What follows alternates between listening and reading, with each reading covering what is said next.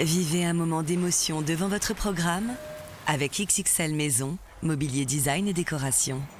Bonjour à tous et bienvenue dans Destin de Femmes, une émission qui explore les chemins parfois escarpés mais toujours puissants, des femmes qui agissent, des femmes qui défendent. Aujourd'hui, nous recevons une voix du monde judiciaire, mais aussi une femme au cœur de combat et de transmission, Maître Florence Rouas. Bonjour. Bonjour. Merci à vous d'avoir accepté notre invitation dans Destin de Femmes. Alors tout de suite et première question, comment avez-vous eu envie de devenir avocate ? C'était pas une vocation du tout. Ça a été un concours de circonstances d'étudiante, mais à l'origine, c'était pas du tout le métier que je voulais faire quand j'étais petite. Qu'est-ce que vous vouliez faire ? Je voulais être comédienne.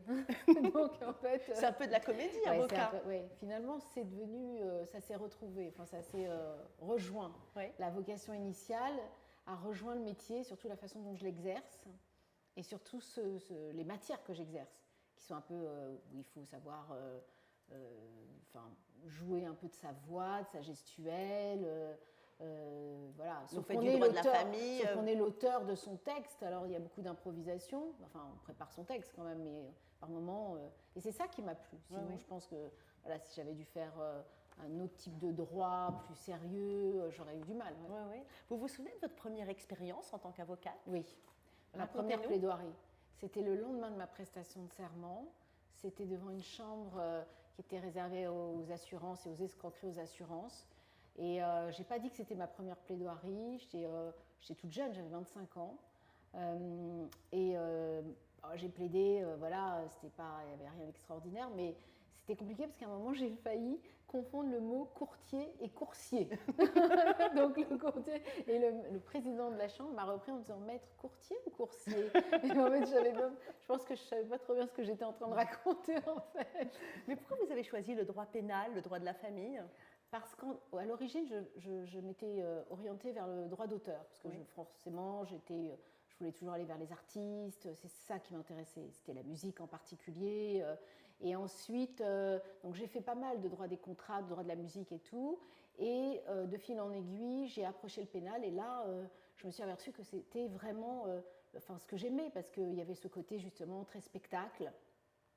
Quand je rentrais dans un tribunal correctionnel et qu'il y avait une salle comble et que le silence, j'arrivais à capter l'attention à la fois de l'auditoire, enfin des gens qui étaient assis, du public, mais également des magistrats et de mon client qui était soit dans le box, soit libre. Mais bon, donc là, j'étais au comble du bonheur. C'est-à-dire que je sortais de là, je respirais mieux, quoi. J'étais tout d'un coup complètement épanouie. Et quand j'ai découvert ça, je me suis dit, mais c'est ce mais c'est comme une mission finalement. Ouais, il y a le côté mission, mais c'est pas que ça. Il y a quand même un côté extrêmement narcissique chez l'avocat pénaliste, c'est-à-dire je suis là, je parle, je convainc, tout le monde m'écoute. C'est bien que vous le disiez vous-même. Non, mais j'en ai conscience, j'ai conscience. Je pense que j'avais quelque chose à réparer. J'avais une forme de blessure narcissique à réparer. Et je pense que déjà, toute jeune, à l'école primaire, j'ai découvert la comédie, en étudiant Molière, et ça a été la révélation. Alors après, j'ai pas été vers ça parce que, je sais pas, j'ai voulu être la bonne élève que mes parents voulaient que je sois. J'ai accepté d'être l'avocate qu'ils voulaient que je sois, je pense. Et puis c'est comme ça que j'ai retrouvé finalement aussi un sens. Ouais. Tu seras avocate ou médecin, ma fille. Ouais, c'est ça. On connaît ce genre de phrase des parents. Alors, vous êtes très présente dans l'espace public. Parlez-nous de cette responsabilité, justement, de faire porter votre voix devant des milliers de gens. Oui, alors c'est vrai que c'est une responsabilité, c'est pour ça que je la prends à cœur quand je dois exprimer quelque chose, expliquer des lois, je fais très attention à ce que je dis, et malgré l'attention que je peux porter à ce que je vais dire, parfois il peut y avoir des malentendus, des quiproquos, une mauvaise perception de ce que je veux dire. J'essaye d'être la plus juste possible, mais en même temps, j'essaye de faire partager à la fois mes connaissances et mon expérience d'avocate. Et c'est pour moi important parce que je sais que c'est un univers qui est très mal connu. Les gens ont des idées très arrêtées sur cet univers, beaucoup de poncifs, beaucoup de lieux communs, beaucoup de méconnaissances. Et donc, j'ai à cœur finalement d'expliquer aux gens ce que c'est vraiment le monde judiciaire et ce que c'est de défendre. Et ça, les gens, bon, quand on va, j'allais dire entre guillemets, dans les dîners en ville, enfin, je ne vais pas beaucoup dans les dîners en ville, je ne suis pas du tout mondaine, je suis très casanière, mais enfin, c'est une façon de parler. Souvent, voilà, les gens vous disent, mais comment tu fais pour défendre quelqu'un que tu sais coupable? Bon, déjà, je n'ai pas toujours la certitude de sa culpabilité, ce n'est pas exactement comme ça que ça se passe. Et ensuite, la question qui se pose, si j'accepte de défendre quelqu'un, c'est-à-dire que voilà, avec son humanité, avec son profil, avec les faits qui lui sont reprochés, alors je vais le défendre au mieux possible. Et c'est dans ce sens que ça se passe, c'est-à-dire comment je vais défendre au mieux possible quelqu'un. Voilà, c'est ça ma mission. Et est-ce que la voix d'une avocate femme est prise autant en considération que la voix d'un avocat homme? Oui. Moi, j'ai jamais ressenti de sexisme, j'ai eu l'occasion de le dire il n'y a pas très longtemps, dans les prétoires, je dis bien, dans les prétoires. Je dis pas dans un cabinet d'avocat où j'ai pu travailler ou dans des relations avec des confrères, mais dans des prétoires, c'est-à-dire où j'exerçais vraiment ma profession de défense. J'ai jamais vu des confrères se comporter de façon indélicate parce que j'étais une femme, non, pas du tout. Il y a globalement beaucoup d'élégance dans ce métier et beaucoup de galanterie. Oui, oui, oui. Mais vous ne pensez pas que la plaidoirie, justement, écrite par une avocate, a plus de sensibilité? Elle a une autre texture? Non, je ne crois pas. Je ne suis pas dans ce clivage-là. J'aime pas ces mouvements qui différencient les femmes et les hommes. Je pense qu'il y a des gens bien partout. Bien sûr qu'il y a des tendances. Il y a des choses. Les mouvements féministes ont du bon. Hein, c'est pas, on va pas. Mais je n'aime pas les excès. Parce que je sais que c'est très dangereux, les excès. Dans mon métier, on sait très bien que ça peut être instrumentalisé, que ça peut être utilisé. Et donc, non, il n'y a pas de dichotomie comme ça entre voilà, la plaidoirie portée par une femme et la plaidoirie portée par un homme. Un homme peut être très féminin, une femme peut être très masculine, elle peut avoir une sensibilité sur des tas de sujets, ça dépend du vécu, ça dépend de son histoire, ça dépend du regard qu'elle porte sur les choses. Oui. Et puis ça dépend de l'expérience aussi. Voilà, c'est important l'expérience dans la vie en général. Alors on l'a vu dans d'autres domaines, on a reçu ici de nombreuses femmes qui nous disaient que quand même, quand on est une femme dans un milieu particulier, on a plus de mal à s'imposer qu'un homme. Pour vous, c'était la même chose? Vous avez dû faire plus d'efforts? Pas du tout. Non. Parce que je n'ai pas ce caractère. Je ne me positionne pas en victime. J'ai horreur de ça. C'est-à-dire qu'en fait, je considère que je fais avec ma sensibilité, avec ma spécificité, avec ma personnalité. Mais voilà, mais je ne me pose pas en victime de quelque chose. Je n'ai pas eu ce ressenti en tout cas. Ah oui? Je n'ai jamais eu le sentiment de devoir m'imposer plus que en faire plus que les autres. Oui, oui. Et pourtant, je me suis battue voilà, toute seule. J'ai pas eu de piston. Je viens pas d'un milieu particulièrement favorisé. Voilà, mais je fais les choses. Oui. Et est-ce qu'il vous est arrivé dans votre vie de rencontrer, par exemple, des journalistes, des magistrats ou bien même des confrères féministes? Mais oui, forcément qu'il y a des tendances, des sensibilités, à la fois en termes de sympathie pour tel ou tel mouvement, mais même sur des orientations politiques, mais ça c'est humain. Après, par exemple, chacun doit aussi prendre du recul en fonction de l'activité, de la fonction qui est la sienne, pour savoir, celui-ci pour défendre, celui-ci pour rendre la justice, parce qu'on doit quand même garder un recul et une certaine neutralité. Mais encore une fois, par exemple, nous en tant qu'avocats, quand on décide de défendre une cause ou quelqu'un, ce qui est différent, si on accepte de le faire, il faut le faire avec, il faut bien le faire, quoi, avec beaucoup de passion, avec d'implication. Oui. Voilà. Et ça, cette passion, elle est indispensable dans le métier d'avocat. Comme dans tout, j'ai envie de dire dans toute activité, c'est-à-dire encore plus, parce que là, vous avez quand même entre vos mains la destinée de quelqu'un. Oui, mais en même temps, moi, je pense qu'on ne fait rien de bien sans passion et sans implication. Quelle que soit notre activité professionnelle, on doit faire les choses avec implication. Et on ne doit pas forcément chercher un gain ou un objectif.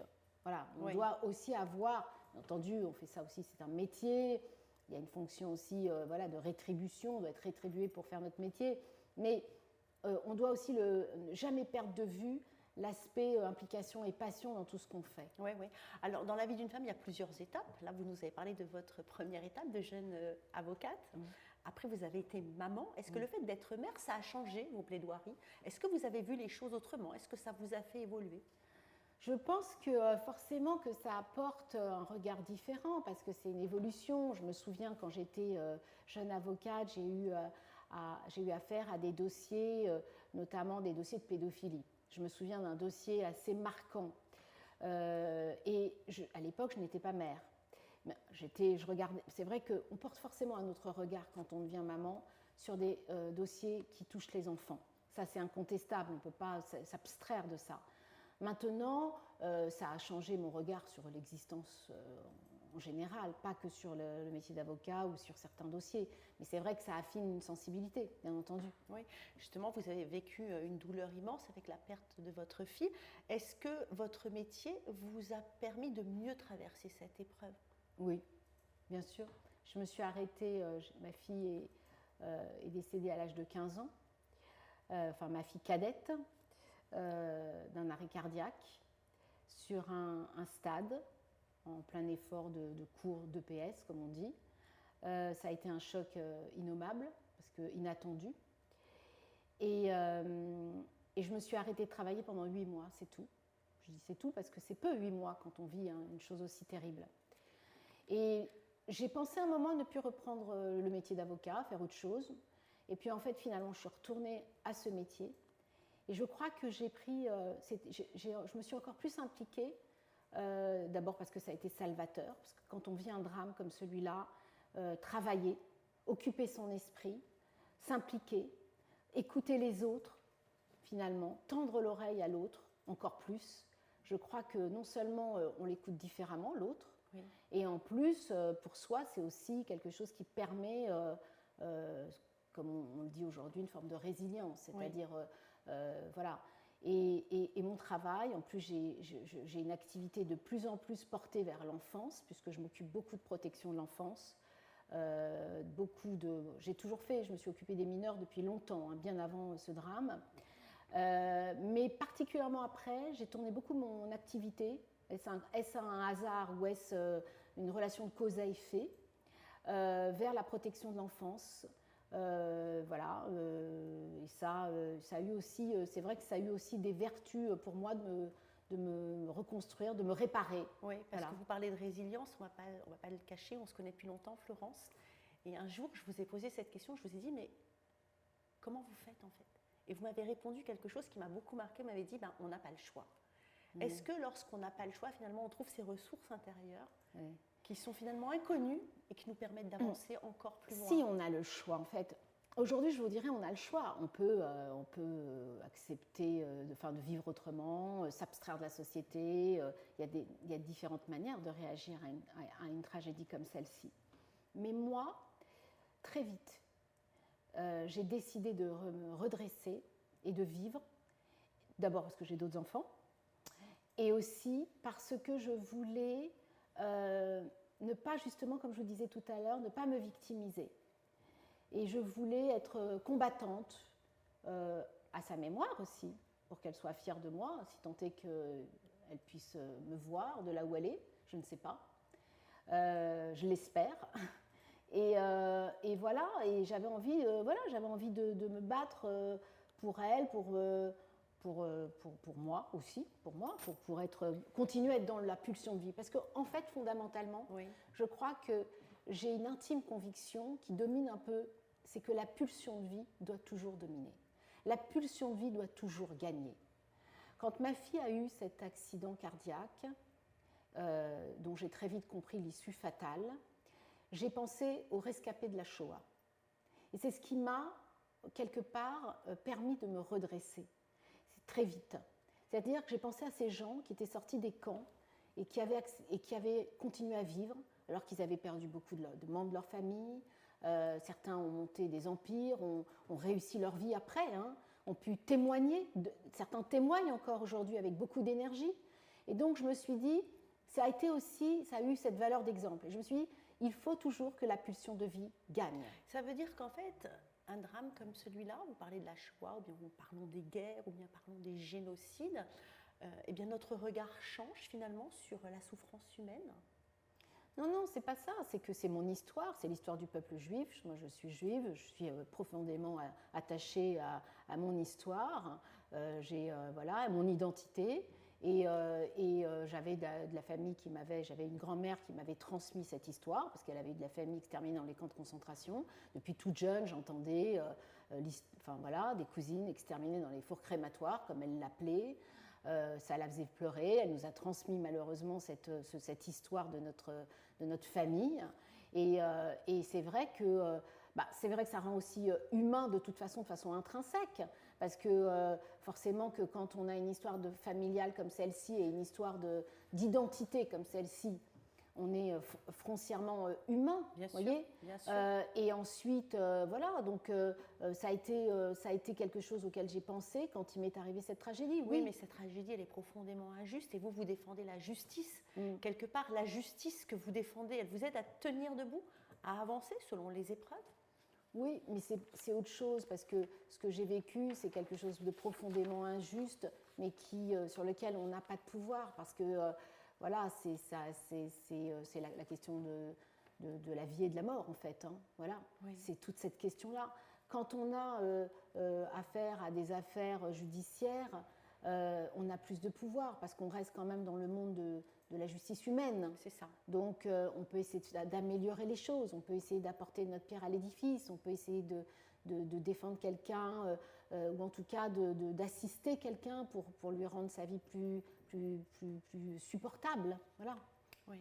Alors, vous êtes très présente sur les réseaux sociaux, Florence Ouas. Est-ce que cette visibilité, c'est une force ou bien ça vous donne de la pression supplémentaire? Non, parce que je la mesure, cette visibilité. Et puis parce que je suis comme ça, je ne suis pas présente pour être présente. C'est pas ça. Je suis présente parce que j'ai ce souci de m'exprimer quand j'ai envie de m'exprimer. Je ne suis pas quelqu'un qui se cache derrière son petit doigt. Je déteste la lâcheté. Je déteste les gens qui tournent la tête quand il s'agit de prendre parti. Vous voyez, c'est pas du tout mon caractère. Oui, parce que vous défendez vos clients, mais là, sur les réseaux, vous parlez en votre nom propre. C'est une différence. Voilà, bien sûr. Vous assumez ce que vous dites. J'assume complètement ce que je dis, je prends parti, je m'exprime. Voilà, c'est mon. J'essaye d'être juste. Je ne suis pas fermée au débat. Hein, je ne suis pas du tout péremptoire. J'aime bien échanger. Je trouve que c'est très important le dialogue. Je trouve qu'il n'y a rien de pire qu'une société où on a peur de parler, où ça chuchote. Attention, notre société aujourd'hui a peur de beaucoup de sujets. Oui. Il y a vraiment des tabous dans la liberté d'expression. Les gens ont peur de parler de ci, de ça. Et ça, on peut ne pas être d'accord. Moi, c'est vraiment mon slogan. On peut ne pas être d'accord, mais il faut échanger. Oui. Voilà. Et vous pensez que justement, ces formats courts, comme la télévision, les réseaux sociaux, ça permet de faire passer la complexité de la justice? Ouais, quand même. Ça permet, quelquefois, ça dépend des tribunes. Ça dépend des sujets qu'on aborde, oui. Mais on arrive toujours à faire passer un message. Et puis ça se travaille de faire passer un message. Voilà, c'est tout. C'est essayer de dire les choses, d'être un peu synthétique. Moi, j'ai un peu de mal avec la synthèse. C'est vrai que je pourrais parler pendant des heures de plein de sujets parce que ça me passionne. Mais bon, on arrive toujours à dire les choses, quoi, plus ou moins. Et vous pensez que la justice française évolue dans le bon sens? On entend beaucoup de critiques ces derniers temps.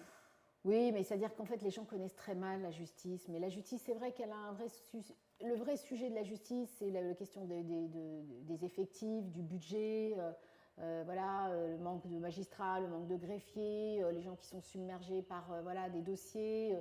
La lenteur de la justice. La lenteur de la justice, mais il y a un lien de cause à effet, et c'est pas un hasard, etc. Donc voilà. Oui. Et je pense que oui, les gens connaissent assez mal le monde judiciaire.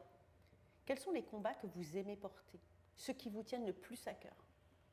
Le combat pour la justice, plus de justice entre les hommes, plus de bienveillance, oui. Beaucoup la bienveillance, la réconciliation. Parce que dans réconciliation, il y a aussi réconciliation, conciliation, réparation. Je suis devenue médiatrice aussi, moi. Oui.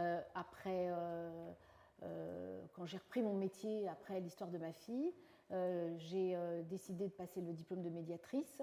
Enfin, j'ai suivi d'abord 2 ans d'études et ensuite j'ai passé le diplôme pour être médiatrice. Et c'est par hasard parce qu'il y a aussi vous savez, quand on se réconcilie avec les autres, il faut d'abord se réconcilier avec soi-même. C'est fondamental. On ne peut pas se réconcilier avec les autres. Moi, quand j'explique aux gens, dans ma façon de travailler, où je passe beaucoup de temps avec les gens à les écouter, alors c'est de les accompagner aussi dans leurs difficultés juridiques et judiciaires. Je leur explique qu'en fait, fondamentalement, si on veut se réconcilier avec les autres, il faut d'abord se réconcilier avec soi. ça passe souvent par un travail thérapeutique, un travail psychanalytique oui, tout ça qui est va essentiel. Ensemble, tout ça oui. va ensemble. Mais quand on rentre dans le cabinet d'un avocat, c'est vrai qu'on a l'impression, quand on est une femme, qu'on va être mieux comprise par une femme. Vous avez plus de femmes que d'hommes qui viennent vous voir? Non. J'ai beaucoup de familles, parce que, encore une fois, je fais beaucoup de protection de l'enfance. Donc, beaucoup de couples qui viennent me voir, qui sont pris dans des difficultés parce que leur enfant... Vous savez, un enfant, c'est un symptôme. Quand un enfant ne va pas bien, c'est qu'il y a forcément, ou qu'il manifeste des difficultés de différentes manières d'ailleurs, hein. C'est que forcément, il y a un dysfonctionnement, enfin très probablement en tout cas, un dysfonctionnement au niveau de sa famille, de son cercle familial. Ça peut être les parents, quand les parents sont divorcés, ça peut être des familles recomposées avec des difficultés, ça peut être une belle-mère, un beau-père, une fratrie, enfin que sais-je. Voilà. Et ça, c'est important de le comprendre. Et donc, moi, je travaille beaucoup sur cette triangulation, en quelque sorte, père, mère, enfant, voilà, et avec tout ce que ça engendre, les violences enfin, tout ce que ça peut avoir comme cause, violences conjugales, violences intrafamiliales, et qui ont des incidences parfois avec le pénal, parce que s'il y a de la maltraitance, les services de police peuvent être saisis. S'il y a des tentatives d'enlèvement, c'est aussi le pénal qui est en cause. Voilà, donc moi je suis entre le droit de la famille, le droit pénal et ce qu'on appelle le droit des mineurs, l'assistance éducative, la protection de l'enfance. En tous les cas, vous connaissez les êtres humains quand même assez bien, puisque vous en avez vu des gens dans votre vie, vous avez vu des dossiers dans votre vie, des cas dans votre vie. Est-ce que votre métier a influencé votre vie amoureuse? Non, pas du tout. Pas du tout. Vous arrivez à dissocier? Je dissocie complètement. Alors, j'ai beaucoup de... Non, parce que justement, je sais une chose, j'ai appris une chose, c'est qu'il ne faut pas se fier aux apparences. Parce qu'elles sont extrêmement trompeuses. Donc quand vous rencontrez quelqu'un, vous faites comment alors? Non, mais je rencontre personne, moi, j'ai une vie très stable. J'ai une vie très stable. Parce que comment on fait pour construire un affectif sincère quand on connaît la réalité de l'être humain? C'est compliqué, ça prend plus de temps. Non, mais encore mieux. C'est-à-dire que moi, je sais que j'ai ma grille de lecture qui est due à mon métier, mais qui est due aussi à un travail psychanalytique que je mène depuis des années, mais alors bien avant tout ce que j'ai pu vous raconter. Donc, forcément que ça permet d'avoir une grille de lecture, y compris dans mon travail, qui est très utile. Parce que j'arrive et qui me permet d'accompagner les gens un peu différemment, je pense, parce que souvent les gens sont surpris parce que je comprends de leurs problématiques et de leurs souffrances. À travers ce qu'ils me disent de façon, on va dire, un peu superficielle et qui, pour moi, sont révélatrices d'autres choses. Et je comprends très vite, en fait. Oui. Vous êtes une femme apaisée aujourd'hui, Florence Roisse? Oui, vraiment. Oui. Si vous étiez une femme avec 30 ans de moins et vous deviez vous adresser finalement un conseil à vous-même, ce serait lequel? Profite, fais ce que t'aimes, ne t'angoisse pas, quoi. Ne t'angoisse pas, parce que j'étais une anxieuse, moi. Je me suis soignée, mais j'étais une anxieuse. Et il ne faut pas s'angoisser, en fait, ça ne sert à rien. Il faut être apaisé. Et qu'est-ce que vous attendez aujourd'hui de la vie? De la sérénité, de la douceur, de la communication, de l'échange, de la bienveillance, de la créativité, dans tous les sens du terme. Oui. Vous créez en plus de votre métier? C'est créatif. À part vos conclusions. Non, je ne fais pas... oui, mes conclusions, mais c'est créatif de toute façon de penser. On crée de la pensée, on crée de... Voilà, quand on réfléchit, quand on imagine comment on peut on peut améliorer les choses. Forcément, on est tout le temps, constamment dans une sorte de gestation intellectuelle et donc de créativité. Merci Florence Roisse pour votre sincérité. Merci de nous avoir ouvert votre cœur, de nous avoir parlé avec autant d'émotion et de passion. Vous me l'avez transmise d'ailleurs, cette émotion. C'était vraiment un bonheur de vous avoir aujourd'hui. Plus que des mots, une voix de femme, mère, avocate, mais aussi une survivante qui finalement a su, avec des mots justes, nous parler de son métier, nous parler de sa vie de mère, nous parler de la souffrance et de nous parler de sa sérénité aujourd'hui. Merci Florence Roisse et on se retrouve très vite, chers téléspectateurs, pour une nouvelle émission de Destin de Femme. C'était votre programme avec XXL Maison, mobilier design et décoration.